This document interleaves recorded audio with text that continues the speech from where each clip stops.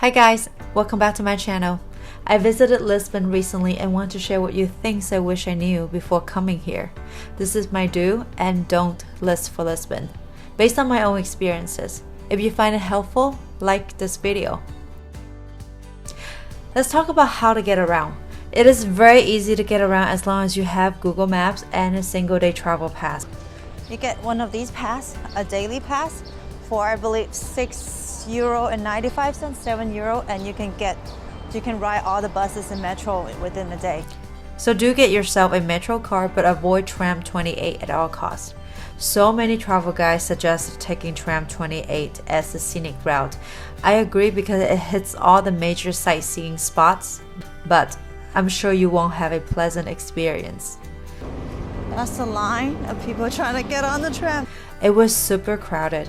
They allowed 20 people to board the first stop, and then at least 10 people were waiting to get on at every stop. By the third stop, it was at capacity. Many people we talked to who took the train said the same thing. Also, you have to watch out for your personal belongings, as a crowded space is the perfect place for pickpocketers. So, lesson learned. That Tram 28 is really just a touristy thing. A lot of locals ride it too, and I don't really think it's worth it. It was so crowded. I was, butt to butt with some elderly on the tram, and it was horrible. Don't do it. Moving on to food. At some point you end up here, the Commerce Square. There's a lot of history in this square, so fill your mind with the history but not your stomach, unless you're looking for expensive and mediocre food. Instead, go to Time Out Market, which is only 2 bus stops away. You can check out the traditional market and dine in the new and vibrant food court. Although it's not the most affordable, you get a great variety and specialty food. Come early as it gets crowded around lunchtime. When dining in Portugal, don't be surprised to see 50 cents or €2 added to your bill for the bread or the small plates of olives you didn't ask for. It is free in America, but in Portugal, the custom is they would bring you these items as convenience, but you have to pay for them if you eat them.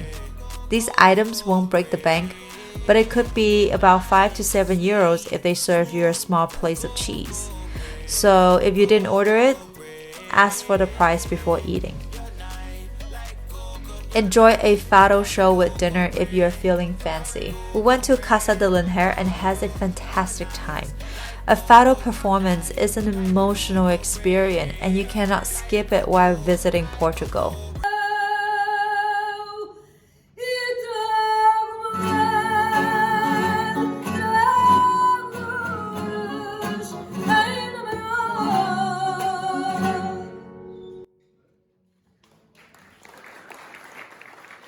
There are many fado houses in Alfama, and there are also budget-friendly restaurants with free fado shows.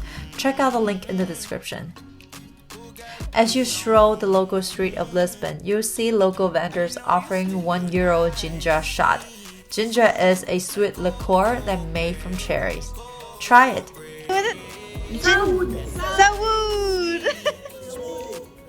It's hard to say no because it's much cheaper than a Patron shot.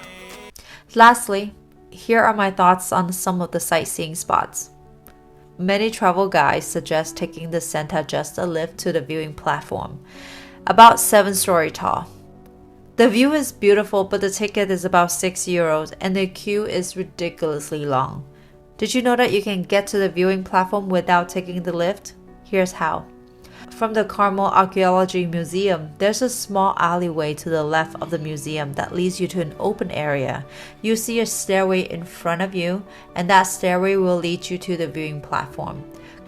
Consider liking this video if you like to travel smarter, not harder. To be honest, I didn't find the St. George Castle very impressive. It has a great view of the city, and it's perfect for peacock watching, but that's it. Instead, I would spend the €10 admission fee towards the Palace of Peña in Sintra. So my last recommendation is to take a day trip to Sintra.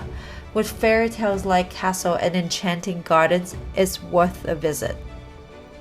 I hope you find this video helpful. Share with me in the comment below any travel tips you have for Lisbon. See you next week.